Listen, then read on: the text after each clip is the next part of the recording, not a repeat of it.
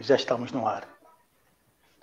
Olá, pastor Cândido. Boa noite a todos que nos acompanham neste nosso segundo encontro teológico com o tema de estudo Aliança das Obras e Aliança da Graça. Está conosco o pastor, o reverendo Ricardo César Toniolo, da Igreja Presbiteriana, e por sinal ele é mestre em teologia e exegese do Antigo Testamento pelo Centro Presbiteriano de Pós-Graduação André Jampa, mestrado e doutorado em curso no programa de pós-graduação em letras da Universidade Presbiteriana Mackenzie. É professor de especialização à distância nos cursos de teologia bíblica e também, pelo sinal, foi o nosso professor no módulo dos livros históricos e proféticos e professor na Faculdade Internacional de Teologia Reformada. Tem experiência na área de teologia com ênfase em Antigo Testamento. Também está convosco aqui o pastor Cândido, aqueles que nos acompanham, tanto em Angola como no Brasil, pastor da Igreja Congregacional, que é de uma linha tradicional, conservadora e reformada, que crê na Bíblia, que a Bíblia tem origem divina e é a revelação natural, progressiva de que Deus é e de quem o homem é em relação a Deus. Também nós cremos que a Bíblia constitui-se numa unidade em todas as suas partes e jamais se autocontraduz, como podemos observar no livro do Salmo 119, versículo 166.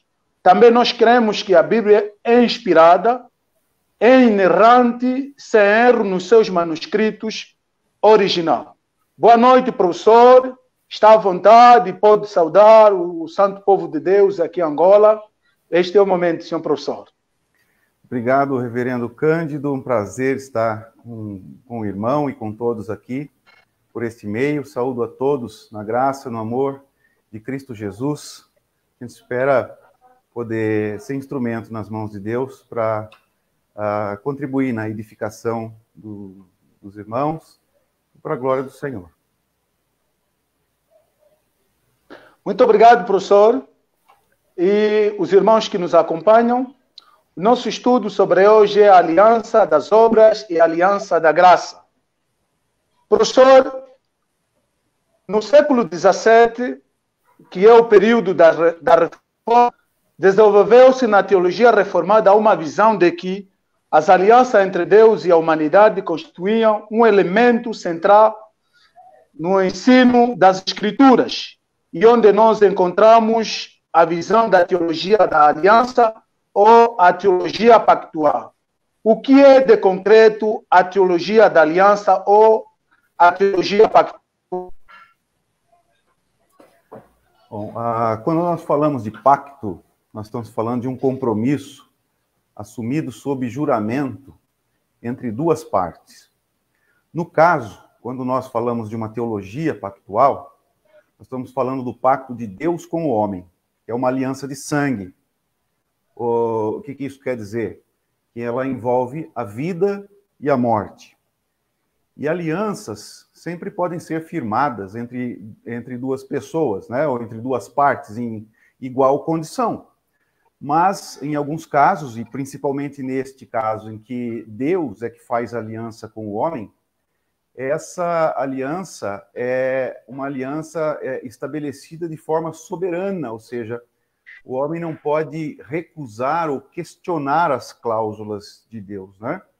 Então, a boa definição que Palmer Robertson dá a esse tema é que o pacto é uma aliança de sangue soberanamente administrada. E a teologia da aliança, ela encontra as suas bases mais primitivas nos pais da igreja, né, como Agostinho e Irineu. A teologia reformada certamente contribuiu muito para a elaboração mais aprimorada dos conceitos de pacto das obras, de pacto da graça, mas a sementinha está lá atrás. E a teologia da aliança é uma maneira de demonstrar como a Bíblia está estruturada, e como toda revelação tem uma sequência lógica, ela tem um começo, meio e um fim, né? Segundo ela, então, basicamente, nós temos 2 pactos com os seus respectivos cabeças federais, né? Isso estrutura toda a Bíblia, através deles nós podemos compreender os assuntos que a Bíblia aborda, né? Por exemplo, a razão pela qual só através de Jesus é possível ter salvação. Isso se encontra claramente na teologia da aliança, e por ela nós podemos enxergar. Então, a teologia da aliança é a base hermenêutica dos reformados, né? Quer dizer, ela é a base hermenêutica da Bíblia. Nós interpretamos a Bíblia a partir dessa visão da teologia da aliança e por esses 2 grandes pactos, que são o pacto das obras e o pacto da graça. E esse assunto ele é tratado como teologia e não como uma doutrina, né? Porque a doutrina é algo pontual. A aliança já é algo que estrutura toda a Bíblia. Então, todas as doutrinas estão relacionadas a ela, assim como toda a Bíblia encontra sua unidade, encontra o seu sentido a partir dessa teologia pactual, né? E Deus, então, ele resolveu se relacionar com a humanidade em termos pactuais. Poderia não ser, mas assim ele escolheu, né? Que a relação entre Deus e o homem seja por pacto. E um pacto tem sempre ao menos 2 partes comprometidas e as suas próprias responsabilidades. Então, há um compromisso mútuo aqui de Deus e do ser humano. Creio que nós podemos... Muito obrigado, professor. Resumir... Muito obrigado, professor, pelo esclarecimento, porque muita gente tem dúvida o que a aliança realmente vai para o Antigo Testamento, vai para o Novo. Também na teologia das alianças tradicionais, como o professor já disse, porque todo o relato histórico da Bíblia foi dividido em 2 relações principais, que são a aliança das obras e a aliança da graça. Isso tem levantado algum equívoco quando essas 2 expressões, geralmente, alguns não conseguem encontrar na Bíblia. Como se pode explicar as alianças das obras e a aliança da graça, sendo termos que não aparecem nas Escrituras Sagradas?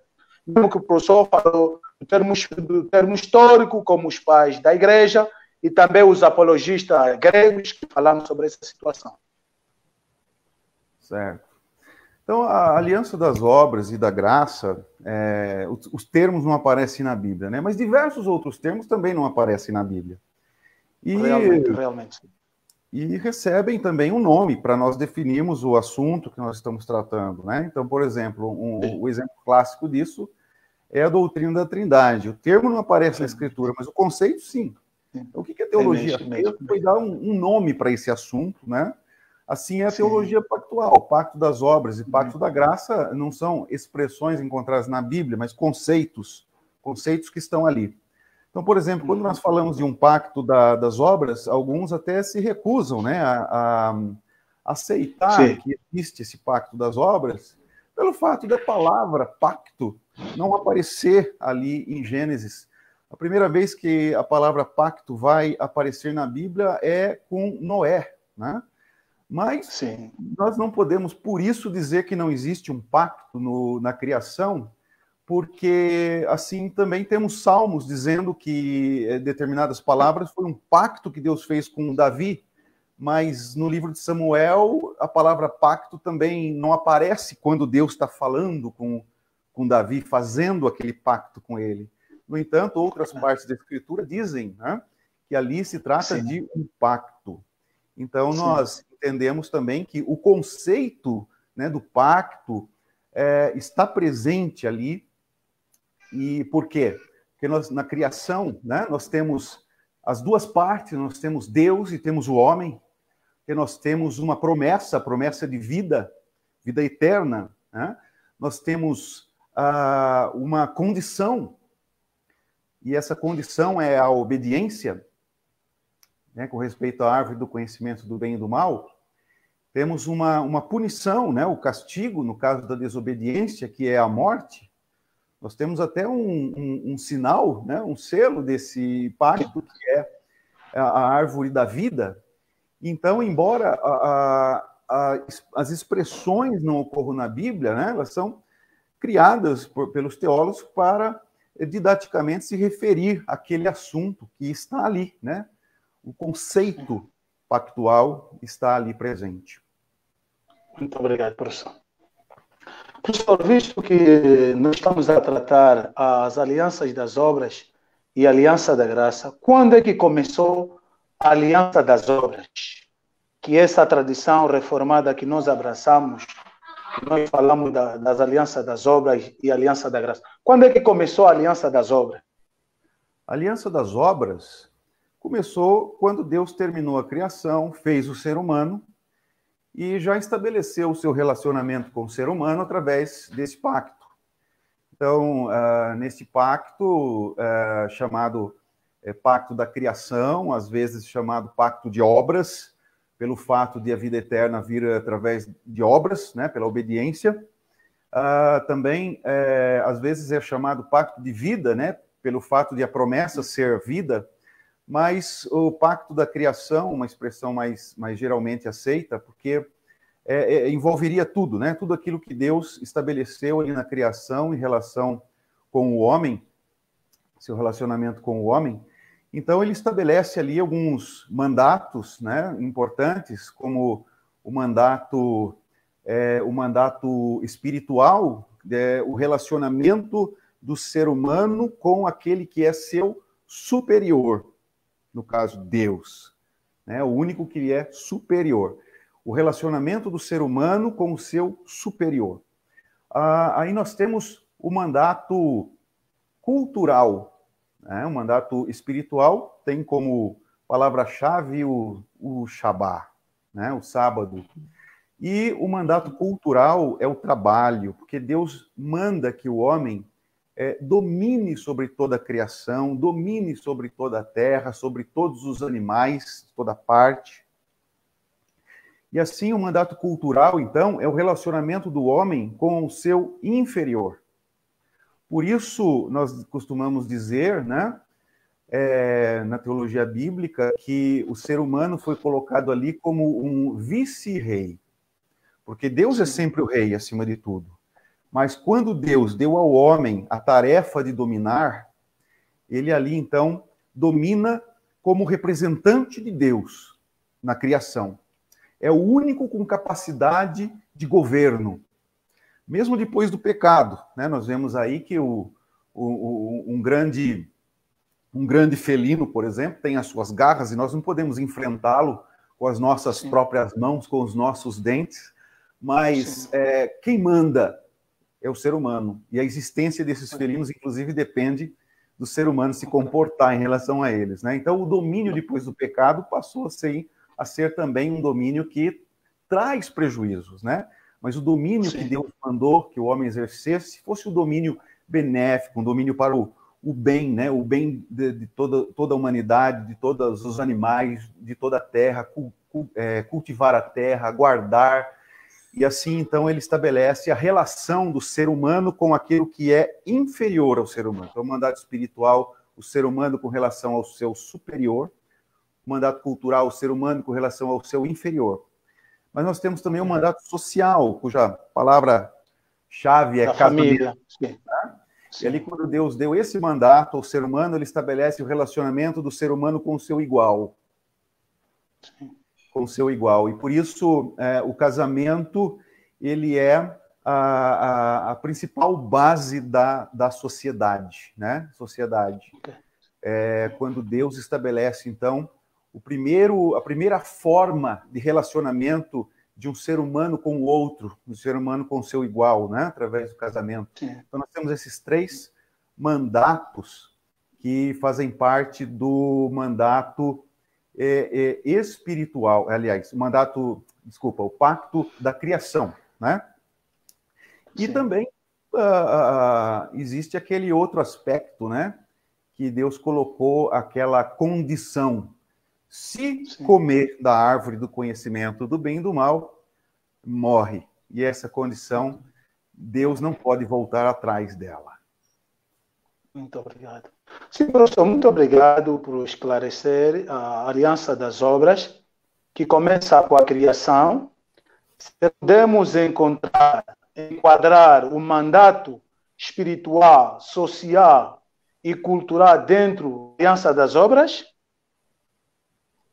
Sim, mandato espiritual, cultural, social, são mandatos do pacto da criação, ou o pacto das obras. Ok. Muito obrigado. A expressão aliança da graça também é usada para descrever a relação de Deus com o seu povo ao longo do restante das Escrituras. Encontramos isso.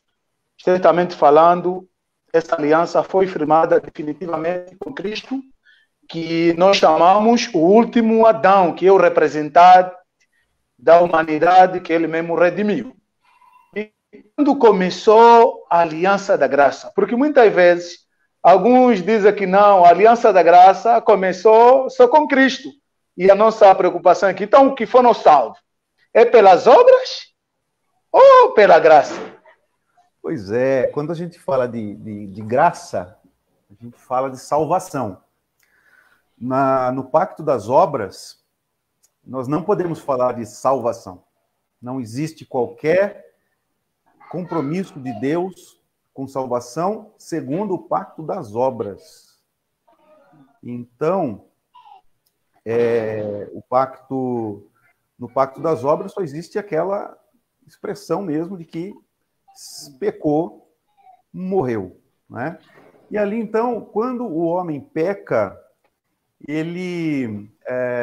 Deus imediatamente vai atrás do homem e Deus não teria responsabilidade nenhuma de salvar o homem. Nenhuma responsabilidade. Não existe salvação no pacto de obras. Existe vida eterna, que é diferente de salvação. Adão, ele teve vida, mas ele não teve vida eterna. Tanto é que ele perdeu. Se ele tivesse vida eterna, ele não teria perdido, porque ela é eterna.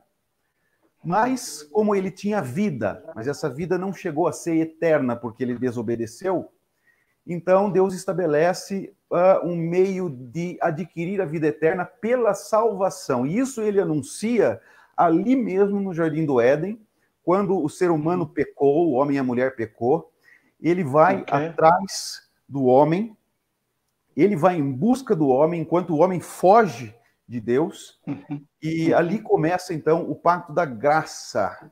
Deus anuncia, né? Deus vai para que Adão preste contas, ele culpa a mulher, Deus vai à mulher para que ela preste contas, ela culpa a serpente, e quando Deus fala à serpente, Deus, então, ali anuncia que vai ter uma quebra, uma inimizade, né? Porque até agora o homem se aliou à serpente contra Deus. Mas Deus, pela sua graça, rompe com esse compromisso, né? Essa relação do homem com a serpente, e ali mesmo, diante da serpente, ele já estabelece que viria um descendente da mulher. E ele pisaria a cabeça da serpente. Então, ali é o momento em que se estabelece a graça de Deus, né? A graça começa assim que o homem cai no pecado, ele cai ali no pacto das obras, da sua condição, e se graça existisse só no Novo Testamento, então seriam salvos aqueles que viveram antes de Cristo, né? Teriam conseguido eles realizar obras perfeitas, eles expiariam os seus próprios pecados, né? Então, o principal problema de quem diz isso, né, é admitir que no Antigo Testamento foi possível alguém ser salvo por obras. Se alguém diz que só existe graça no Novo Testamento, tem que explicar. Ou ninguém foi salvo no Antigo Testamento, ou então é possível ser salvo por obras. Ok. Será, professor, Gênesis 3, onde começa a queda do ser humano, o que nós chamamos de depravação total, já não tinha nenhuma possibilidade de se salvar, Deus tinha que intervir. Será que ali onde começou o conceito que chamamos em teologia, o proto-evangelho, o primeiro anúncio do evangelho? Sim. Primeira vez que o evangelho foi anunciado foi em Gênesis 3,15. Aquelas palavras de Deus à serpente estabeleceram o pacto da graça. Ali foi a primeira vez que o evangelho foi anunciado. É como uma semente. Uma semente tem todas as características da árvore em que ela vai se desenvolver. Tudo está ali, escondido na semente. Se você pega uma semente com flor amarela, uma semente com flor vermelha, né, elas podem até ser muito parecidas ali na sua mão. Mas no momento que você planta, todas as características dela já estavam ali. Quando ela começa a se desenvolver e, enfim, quando ela está completa, e ali você vê, então, que a flor dela é amarela ou a flor dela é vermelha, né? Assim também o evangelho ele está todo contido em Gênesis 3,15. E a partir daí, então, Deus vai revelando progressivamente e organicamente essa graça, né? Até completá-la plenamente, né? Em Cristo Jesus. Então, é isso que nós podemos dizer sobre Gênesis 3,15. Muito obrigado, professor. Por isso é que também nós sempre, na teologia bíblica, dizemos que a revelação teve um processo, que a revelação foi de forma progressiva, orgânica, histórica e também dinâmica, ou adaptável, podemos dizer isso. E quase o evangelho já teve um embrião em Gênesis 3 para diante. A graça, né? A graça de Gênesis 3,15, Apocalipse, nós vemos a graça. Ok. Muito obrigado, professor. Na Bíblia, nós temos as principais alianças, que se resumem em duas, das obras e da graça, como a aliança com Adão, com Noé, com Abraão, que foi 2 vezes na circuncisão e depois a bênção. Temos também com Moisés, temos também com o filho de Arão, Fineia, quando Israel estava a se corromper. Temos com Davi e depois temos a aliança que nós chamamos a nova aliança. Como o professor pode resumir essas alianças bíblicas? Certo. Olha, nós podemos falar das alianças. Bom, o Pacto das Obras e o Pacto da Graça são os dois grandes pactos. Agora, todas essas outras alianças que foram feitas durante o período histórico, o período da história da redenção, são alianças que pertencem ao Pacto da Graça. Pacto e aliança, a palavra é a mesma coisa, né? Mas eu por efeito didático, eu reservo assim para usar o termo pacto para Pacto das Obras e Pacto da Graça. Aí dentro do Pacto da Graça, nós vamos tendo as alianças à medida que a história da revelação vai se avançando, e cada aliança que Deus vai fazendo, na verdade, ela vai revelando mais da graça de Deus e não acabando com o anterior, não contradizendo o anterior, mas pelo contrário, somando a anterior, dando mais instruções. É como aquela sementinha, estava tudo dentro dela, mas ela vai desabrochando, então você vai vendo o caulezinho dela, você vai vendo as folhazinhas dela, e ela vai se crescendo, vai dando os seus frutos, e é assim que nós vamos acompanhando a revelação da graça desde o Antigo Testamento, através das diversas alianças. Há alguns que falam em algumas outras alianças, aliança moabita e tal. Eu quero eu prefiro falar em 5 alianças no Antigo Testamento. A aliança do começo foi ali quando Deus estabelece o Pacto da Graça, que foi com Adão, onde Deus assume o compromisso de prover o substituto. Compromisso do substituto. É isso que é graça. Graça não é a anulação do Pacto das Obras. A graça é prover alguém que o cumpra. E isso foi estabelecido no começo. Depois nós temos a aliança da preservação. É ali onde, pela primeira vez, o termo aliança, né, do hebraico berit, vai aparecer pela primeira vez. A aliança da preservação foi feita com Noé, né, onde Deus assume o compromisso de preservar a humanidade, os animais, preservar a terra, né? Então é como algo que vai lembrar a humanidade do que ela merece, que é o juízo, e que vai, ao mesmo tempo, demonstrar a graça, suspendendo aquele juízo até o fim, mantendo aquela família e preservando, assim, tudo de novo depois que as águas baixassem, né? Então, a aliança da preservação, ela tem um sinal, né? Um sinal que é o arco que Deus estabelece ali para lembrar que ele não mais acabaria com a terra em água, né?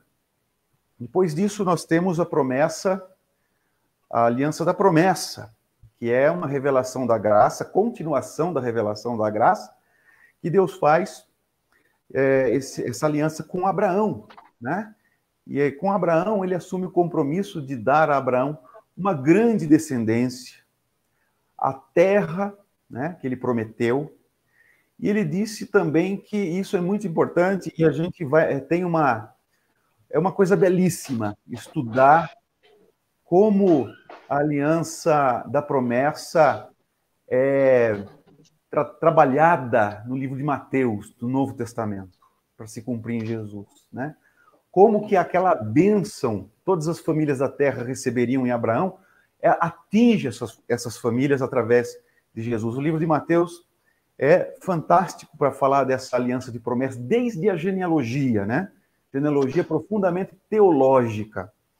Então, essa aliança com Abraão, essa é uma aliança da promessa, que ele tem esse compromisso de uma grande descendência para Abraão, a terra, a bênção às nações, e um compromisso específico e belíssimo que Deus faz quando ele sozinho passa pelo meio das partes dos animais que são ali mortos, né? Quando as duas partes deveriam passar pelo meio, tanto Deus quanto o homem, as duas partes que fazem uma aliança deveriam passar pelo meio do animal cortado ao meio, apenas Deus passa pelas partes, né? Então, assumindo para si próprio todas as consequências e nos garantindo, né, que em Cristo Jesus a promessa seria realizada.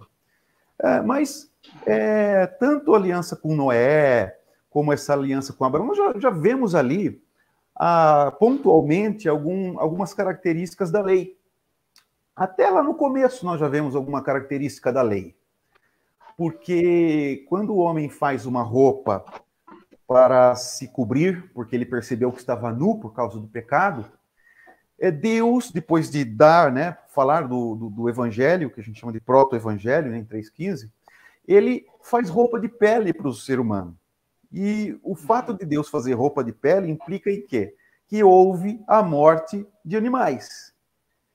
Porque o pacto é um pacto de sangue. A quebra do pacto leva à morte. E a graça não é a anulação do pacto das obras, mas a graça é o estabelecimento, é o compromisso de um substituto que possa pagar os pecados da humanidade e também viver a justiça plena que Adão não fez. Então, ali, na aliança do começo, Deus já mata um animal apontando para aquele que morre no lugar da humanidade. Então, alguém morre no lugar de, e essa é a expressão de graça. O que nós vamos ver mais desenvolvido lá na lei de Moisés, mas já tem na aliança do começo, já tem na preservação, tem na promessa, esses sacrifícios também. E algumas leis, como pena de morte, já estão presentes ali, quando Deus trata com Noé, não é? E quando Deus fala a Abraão, Deus também fala de reis, que reis descenderiam dele. Então, quer dizer, ele já começa a falar de reis também, mas ainda é como aquela sementinha que não se desenvolveu completamente. Então, ele já falou da preservação, ele já falou da promessa, tem ali um pontinho da lei, mas ele vai falar mais da lei quando ele estabelece a aliança com Moisés, a aliança da lei.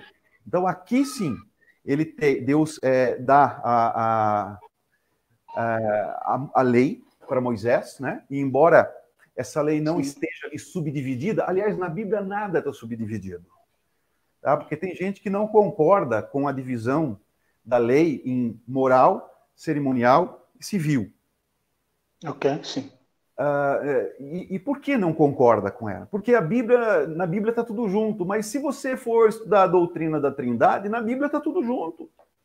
Se você for estudar a doutrina da predestinação, está tudo misturado. Não existe um capítulo da Bíblia que fala assim, agora acerca da predestinação.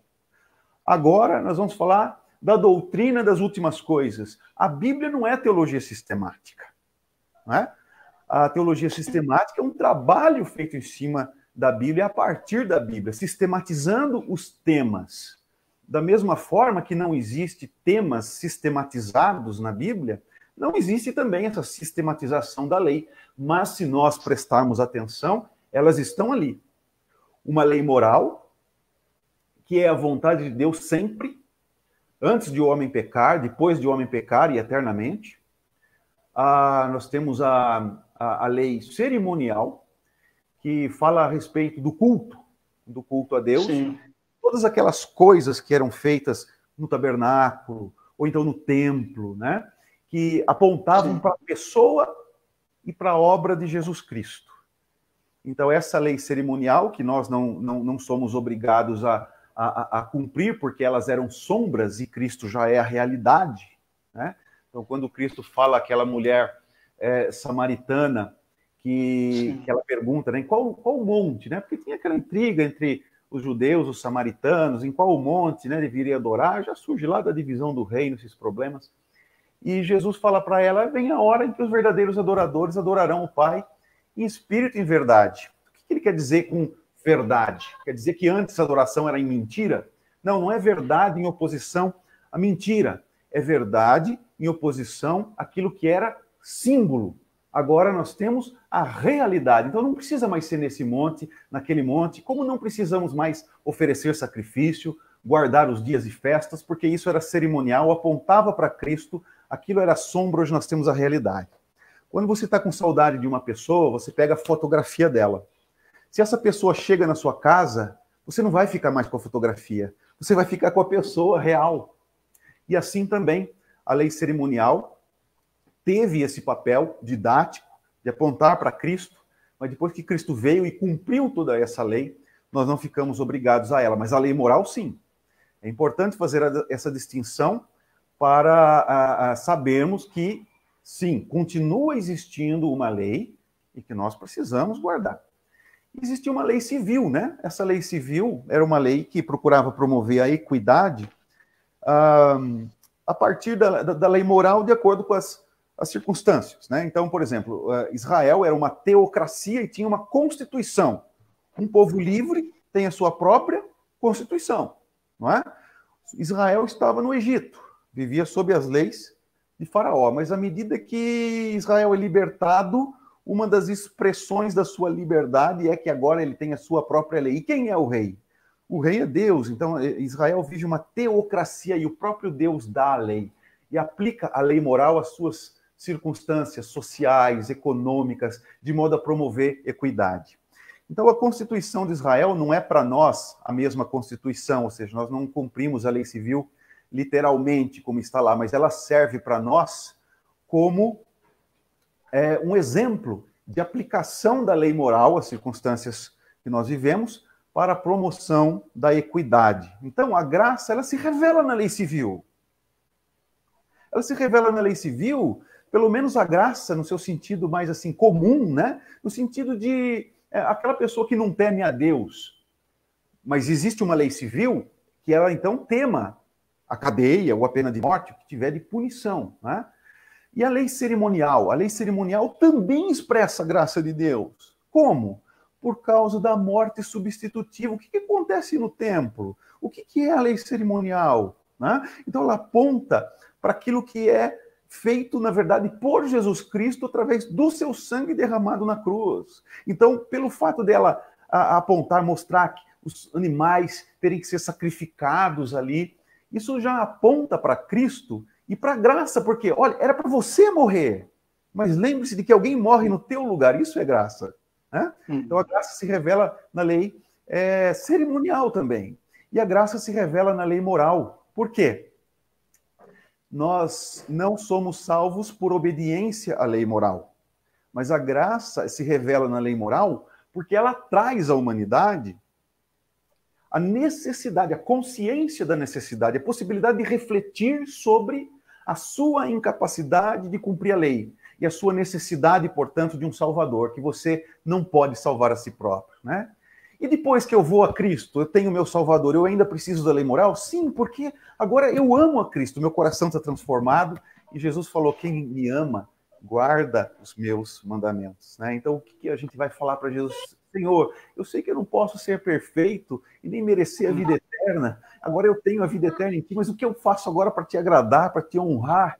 E agora, então, a lei moral nos serve mais uma vez como graça de Deus para nos orientar na santificação. É a liberdade da morte e a liberdade do pecado. Sabe por quê?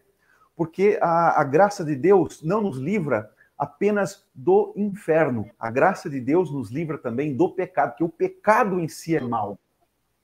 O pecado faz mal para nós. O pecado ofende a Deus. Então não é o caso de eu falar assim, eu amo o pecado, eu vivo no pecado, mas depois eu quero ir para o céu. Que horrível. A coisa boa começa agora. Quando Deus nos livra do inferno, ótimo, no futuro eu já sei, mas e agora? O pecado é uma desgraça, ele pode ser gostoso na hora, mas ele só estraga a vida das pessoas. Então, é também uma graça de Deus, uma orientação de Deus, a lei moral, para que nós vivamos a santificação, porque esse é o propósito pelo qual Deus nos escolheu. Está lá em Romanos 8 que Deus nos predestinou para sermos, né, conformes à imagem do seu Filho, para que ele seja primogênito entre muitos. Então, a grande graça de Deus, ela nos livra do inferno e do pecado agora. E uma das maneiras de Deus trabalhar em nós, essa santificação, é nos orientando através da lei moral, que já estava contida nos mandatos da criação, só que agora ela é expressa de uma forma negativa, né? Muitas vezes, não faça, não isso, não aquilo, né? Mas ela estava presente, e ela é a vontade de Deus sempre, né? Então, a lei moral, os 10 mandamentos, eles são a expressão da lei moral. No entanto, essa lei moral não é só os 10 mandamentos, eles são, como a gente vê Jesus no Sermão do Monte, falando dessa lei moral e explicando o que significa não matarás, o que significa não adulterarás, mostrando que não é só aquilo que a gente faz, mas aquilo que se passa no coração, e que a letra tem algo mais abrangente, né?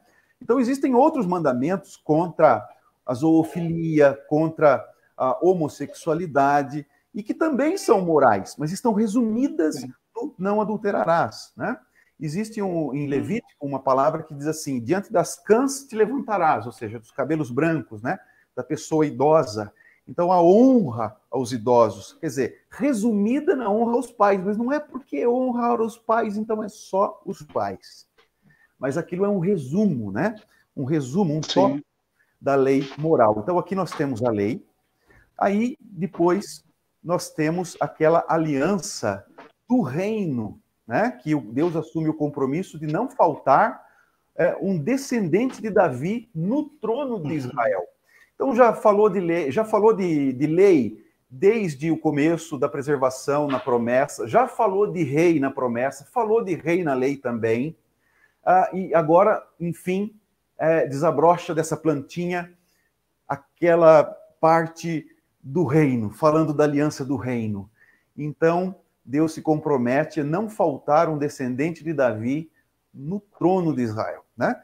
E por fim, essas são no Antigo Testamento. E por fim, então, aquilo que cumpre todas essas coisas. Nós temos ali o descendente da mulher que pisa a cabeça da serpente. Nós temos ali o filho, o descendente de Abraão, através de quem a bênção vai para todas as famílias da terra. Nós temos ali o filho de Davi que se assenta no trono quando é assunto aos céus, à destra de Deus Todo-Poderoso. Então, em Cristo, nós temos a aliança da consumação. Então, essas são as alianças que fazem parte do pacto da graça. Muito obrigado, professor. Quase falar das alianças é quase um conteúdo de um mês. O professor resumiu em alguns minutos. Com certeza, muito mais. Sim, professor, realmente é um tema interessante para nós. Quase todos estamos a acompanhar, muita gente está a acompanhar. Professor, será que há uma diferença entre aliança e dispensações? Porque geralmente, mesmo dentro da linha reformada tradicional, alguns que são da área dispensacionalista, eles falam da era da inocência, a era da consciência, que o homem tomou consciente e pecou, a era da autoridade humana, que o homem torna-se rebelde, que não é, a era da promessa, a era da lei, aí já temos Moisés, a era contemporânea da graça da igreja e a era do milênio. Será que estamos a falar a mesma coisa? Será que há uma diferença? Olha, de fato, quando nós falamos de alianças e dispensações, elas não são a mesma coisa. Mas teólogos pactuais também falam de dispensações, teólogos dispensacionalistas também falam de aliança, né? Uhum. A questão é, qual dos sistemas estrutura a Bíblia? Essa é a questão. Então, para a teologia da aliança, há duas dispensações. A antiga, sendo que nada, né, é encerrado com a nova dispensação, a mesma graça está ali, né? Os dispensacionalistas vão dizer que começa a graça, né? Mas não, na verdade é a mesma graça, mas nessa nova aliança administrada de uma maneira diferente. Então, como exemplo, nós temos os próprios sinais de alianças do Antigo Testamento, que são administradas, embora signifiquem a mesma coisa, expressem a mesma realidade que no Antigo Testamento, no Novo Testamento ela é administrada de uma forma diferente. Por exemplo, a Páscoa, né, em que a morte do animal, que é, portanto, um sinal cruento, é substituído pelo pão e vinho, que é incruento. A circuncisão, que era um sinal cruento de um corte na carne, é substituída com as mesmas significações, mas pelo batismo, que não é cruento, não tem derramamento de sangue, né? Então, nada mudou da forma da salvação e da graça do Antigo para o Novo Testamento, senão que a graça, a mesma graça, é administrada de uma forma diferente, né? De uma forma mais plena, porque Cristo já veio. Então, para o dispensacionalismo, quando Deus estabelece outra aliança, para ele significa que a antiga terminou, porque agora não deu certo, o homem quebrou, então Deus faz outra. Então, aquela que ficou para trás não precisa mais, né? Então, Deus fez uma aliança da lei. Por que Israel aceitou? Porque se ele não aceitasse, ele continuaria na aliança da promessa. A aliança da promessa não acabou quando começou a aliança da lei. Como não terminou da preservação quando começou a aliança da promessa. Né? Pelo contrário, elas vão se somando. Quer dizer, são mais revelações acerca da mesma graça de Gênesis 3,15, só que agora uma plantinha mais desenvolvida. Ela vai se desenvolvendo, vai crescendo até chegar em Cristo. Né? Então, as alianças, elas não terminam quando uma outra é estabelecida. Pelo contrário, né? Novas revelações são acrescentadas àquilo que já estava. E, então, não é como o dispensacionalismo diz, né? Como se não tivesse dado certo, então Deus faz outra aliança, não. Por isso, afirmo que se Israel não tivesse aceitado a aliança da lei, continuariam na aliança da promessa, que era melhor. Mas isso tudo é bobagem, nós precisamos de todas elas, né? Mas há diversos tipos de dispensacionalismo. Isso é importante para a gente frisar, porque normalmente, né, quem fala de 7, 8 dispensações, são o dispensacionalismo clássico, né? E muita gente entre os estudiosos já não é mais dispensacionalista clássico. Né, que fala de 8 dispensações e uma total descontinuidade entre Israel e a igreja, que depois é um dispensacionalismo revisado, né, que já fala de 4 a 6 dispensações, e vê um pouco de continuidade entre Israel e a igreja. são dispensacionalismos assim, muito difundidos através da Bíblia de Scofield. Então, como ela é popular e ainda é vendida, embora já seja um dispensacionalismo ultrapassado, muita gente ainda acredita nisso, embora os estudiosos dispensacionalistas já dispensaram, né, essas posições. Depois nós temos um dispensacionalismo integrativo, que faz a distinção entre Israel e a igreja, mas vê Israel como um mediador pelo qual Deus se faz conhecido a todos. Cristo ainda não está no trono, mas eles admitem que, de certa parte, o seu reino já está cumprido. E aí nós temos um dispensacionalismo progressivo, que os outros dispensacionalistas, esse é o mais recente, já às vezes nem consideram dispensacionalistas, né? Que ele procura aproximar pactualismo com dispensacionalismo. Então, para esse tipo de dispensacionalismo progressivo, Igreja e Israel são um, mas Deus nem abandonou Israel, nem a igreja é o Israel de Deus no Novo Testamento. Ela está no meio. É a mais próxima da teologia da aliança, mas ainda não chegou. E Deus teria passado a tarefa de Israel para a igreja até que Israel se arrependa. Então, para eles, Cristo já está no trono, mas esse reino vai progredindo até que seja implantado em sua plenitude, né? Então, os dispensacionalistas, no Brasil, se constituem, né? No Brasil, eu posso dizer, porque é o que eu conheço, né? Mas pode ser que coincida com vocês, que se constitui aqui principalmente de pentecostais. Embora nem todo pentecostal seja dispensacionalista, uma grande maioria é, e também parte de igrejas batistas, né? E outros tradicionais também, mas como denominação mesmo, acredito que mais uma parte dos quase todos os pentecostais e uma parte dos batistas defendem isso aqui, né? Então, existe a diferença, e os que defendem as dispensações, então, são esses, né? E a diferença de aliança é, então, esse compromisso que Deus assume e a dispensação que os dispensacionalistas falam em várias, né? Depois, ao longo do tempo, eles vão se aproximando da teologia pactual, vai diminuindo as dispensações e aumentando a relação entre Israel e a igreja, mas ainda não chegam ali, né?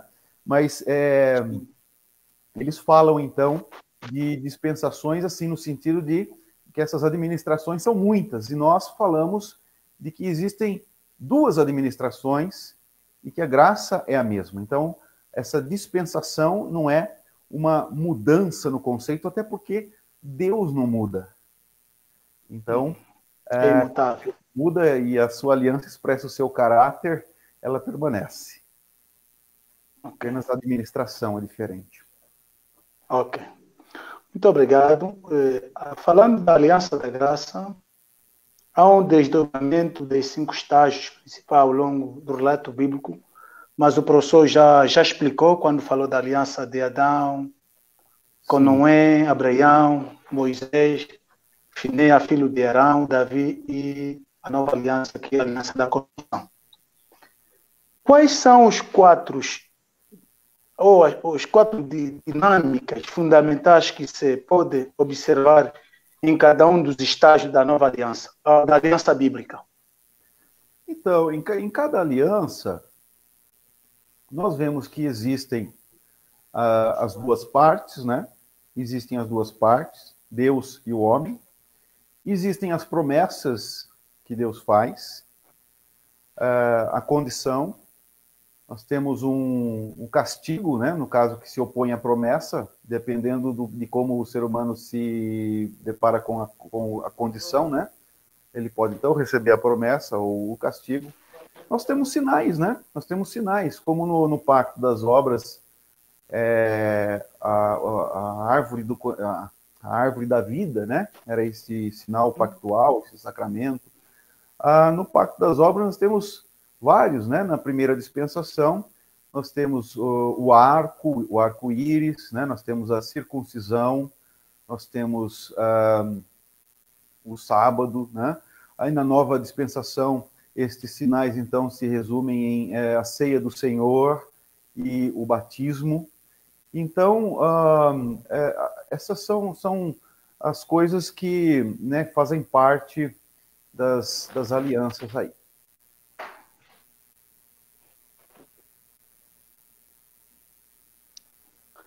Muito obrigado, professor. Para alguns que entraram agora, que não está conosco, o professor Ricardo César Toniolo, que é pastor presbiteriano e também professor de ensino à distância nas especializações na área do Antigo Testamento, que é a teologia bíblica, e também é professor no seminário presbiterianos. Professor, quase faltam-nos 8 minutos para o fim do nosso estudo. Das alianças, qual é a mais fundamental para a nossa fé cristã? Ok. Olha, eu não posso dizer que existe uma aliança mais fundamental para a fé cristã, porque quando a gente fala de cristão, a gente está falando de graça, né? Porque Cristo veio e cumpriu e nos salvou, tudo bem. Mas por que existe a aliança da graça? Por causa da criação. Então não há graça, não há salvação se não houver criação. Então, como não há redenção da criação sem graça, então ambas são uma unidade, elas são a unidade da nossa fé, da nossa compreensão da Bíblia, né? E entender, só de entender o pacto das obras e o pacto da graça e ler a Bíblia a partir daí, já é um grande avanço que nós podemos ter. Aliás, existem algumas teologias pactuais também, que diferem da nossa teologia reformada, né? Existe uma teologia wesleyana, que vem dos nossos irmãos metodistas, né? Através de Wesley, que ele procura preservar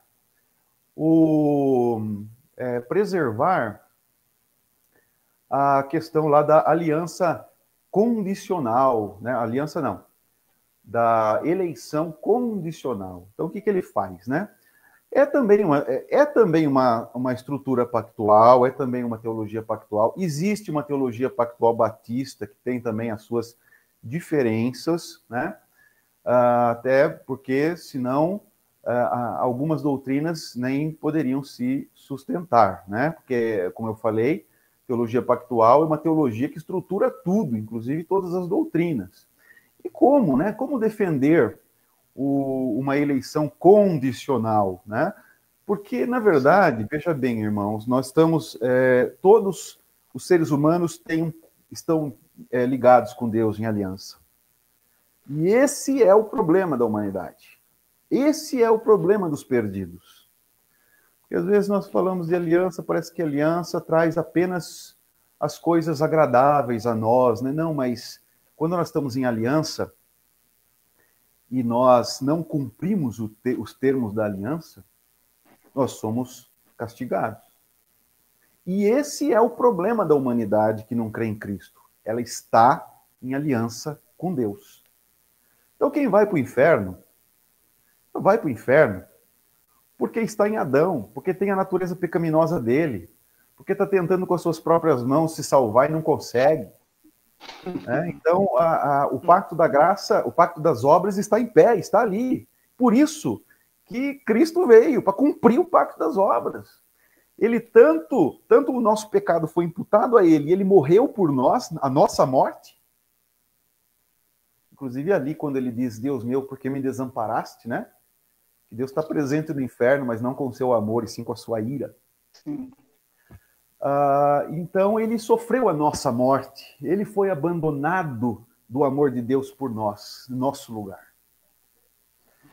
E então o nosso pecado foi imputado a Cristo. Sim. E a justiça de Cristo, em que ele foi perfeito, foi imputada a nós. Então a nossa conta, que estava no vermelho, né, foi passada para o nome de Jesus, e a conta de Jesus, que estava extraordinária, foi passada para o nosso nome. Né? Então, nós somos salvos pelas obras? Sim, porque o pacto das obras não acabou. Só que não é pelas nossas obras, é pelas obras de Cristo. Por isso que para nós sai de graça. Eu chamo a aliança de graça porque para nós sai de graça. Mas para conseguir, houve necessidade de obras. E Cristo foi quem realizou essa obra. Por isso nós falamos do primeiro Adão e do segundo Adão, né? Como o pastor Cândido mencionou no começo. Falamos de dois Adãos, o apóstolo Paulo nos ensina, porque todo homem está em Adão. Só não está em Adão quem crê em Cristo. Se crê em Cristo, ele está em Cristo e é representado por Cristo. Então, toda a humanidade está em aliança com Deus, porque o pacto das obras não terminou. Né? Cristo veio, cumpriu, e aquilo que Deus prometeu no começo, ele tem que cumprir. Não é? Como que a teologia wesleyana faz para preservar uma aliança condicional? Ele faz assim: no momento em que a aliança da graça começou, a aliança das obras terminou. E aí ele encerra todo mundo no pacto da graça. Mas Deus seria injusto se ele não cumprisse o pacto das obras. Ele teria voltado atrás, ele não teria palavra. Então a graça não pode ser pela anulação do pacto das obras, não é também uma anistia pelo nosso pecado, mas é a providência de um outro cabeça federal que nos substitui na morte e que cumpre toda a justiça de Deus na terra. E então estávamos falando da qual seria mais fundamental, né? E eu estou explicando porque ambas são fundamentais. E então, para dar um exemplo, né, de que outras teologias também fazem as suas adaptações, mas eu não posso concordar que o pacto das obras termine, porque Deus não é Deus enquanto ele não cumprir. Pecou, morreu. Aquele que não foi representado por Cristo na cruz há de receber essa morte, que foi apenas suspensa, né, até o momento do juízo final. Então, não temos como falar de uma aliança da graça sem um pacto das obras, e o pacto das obras sem a graça também significaria o fim, né? O fim da vida, de toda a comunhão com Deus, de todo o amor de Deus. Ok. Professor, acho que temos mais uma última pergunta mesmo. Será que, professor, essa é a razão de haver muitas igrejas que pregam mais a teologia das obras e poucas igrejas, principalmente as igrejas tradicionais chamadas conservadoras, que pregam mais a teologia da graça? Qual é a razão mesmo de algumas igrejas pregarem mais a teologia das obras? Será que o interesse é mais espiritual ou material? Olha, é complicado, viu? Essa questão de falar mais.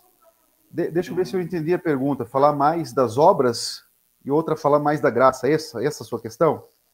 Sim, professor. Ok. Então, muitos crentes são incoerentes na hora que falam sobre esse assunto, né? Porque fala assim, a salvação é pela graça, de uma forma assim tão geral, mas na hora mesmo, se você perguntar para ela o que você precisa para salvar, para ir para o céu, ela vai falar, eu tenho que ser bonzinho. Eu já vi tanta gente falar assim, poxa vida, mas tem que pregar o evangelho continuamente para os crentes também, né? E existem aquelas igrejas que, infelizmente, né, tem essa mentalidade de que se estudar é coisa da carne, porque a letra mata e o espírito vivifica. Quer dizer, já é uma interpretação equivocada da Bíblia, né? Então, que acabam... Sim. Eu creio que muito disso está dependente desse tipo de conceito que exclui, né, toda possibilidade, toda necessidade ou até permissão de estudar a palavra de Deus. E a palavra de Deus, ela é, de certa forma, igual a todos os livros. E de uma forma especial, diferente de todos eles. Porque a origem dela está em Deus. Ela é o único livro do mundo revelado e inspirado, inerrante, infalível. Mas no que concerne a todos os outras características de um livro, é igual. Tem substantivo, tem verbo, tem gênero literário. As histórias têm começo, meio e fim. E normalmente vemos pessoas que são contra estudo, né? Abrir a Bíblia e pôr o dedo assim e falar assim, é isso que Deus vai falar comigo hoje. A Bíblia não foi escrita para isso. Eu acredito que esse conceito equivocado da Bíblia, né, leva as pessoas a terem uma superficialidade muito grande. Então, nós vemos quem falando quase nada da graça. Aqueles que realmente não têm, acham que é errado estudar, porque se você não estudar, aí sim que o Espírito Santo vai falar. Então, essa é a minha percepção, né? Obrigado. Muito obrigado, professor. E também nós queremos agradecer. Nós terminamos com o nosso segundo encontro. Agradecer a todos que nos acompanharam e continuem a abençoar todas as famílias. Também desejamos muitas bênçãos para a família do pastor Ricardo. O Brasil, neste preciso momento, é o segundo país, tornou o centro desta pandemia do Covid-19, mas a nossa esperança é que o Senhor poderá iluminar aos homens que estão a trabalhar nisso para se encontrar a cura. Muito obrigado a todos, que Deus continue a nos abençoar. Professor, pode passar a última palavra para todos nós? Eu queria falar a vocês, meus irmãos de Angola, que eu tenho uma Bíblia em quimbundo. Oh. Eu tenho uma Bíblia em quimbundo. Muito obrigado. Eu não sei se é a língua de todos que estão aí, né? Ouvindo. Se a nossa igreja é multicultural, a região onde eu estou, a língua predominante, a língua local é Umbundo.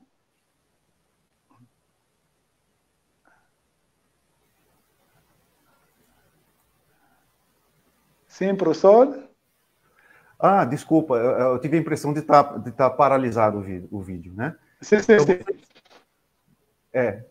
Tem várias línguas, né? Eu sei. Sim. O quimbundo é uma delas. No caso... Sim, é uma das línguas nacionais do nosso país. Que estão assistindo também. É da Sociedade Bíblica de Angola, né? E queria dizer também... É mesmo. E queria dizer também que aprecio muito a música de vocês e tenho ouvido, né, algumas que me foram muito agradáveis, embora eu posso falar da música, né, porque a letra eu não entendi, mas Valiponguia Messia e Ciarramba são algumas músicas aí que eu ouvi, apreciei muito, gosto desse ritmo, gosto dessa harmonia, gosto dessa... o solista fala, depois um coro responde, timado. Eu acho fantástico a música de vocês. Quero saudar, então, desejando a bênção de Deus para os irmãos, agradecer por participar, dizer para vocês que é uma satisfação enorme para mim poder falar um pouco da palavra de Deus a vocês. Que Deus esteja abençoando ricamente. Muito obrigado, professor. O professor pode orar para nós. Muito obrigado.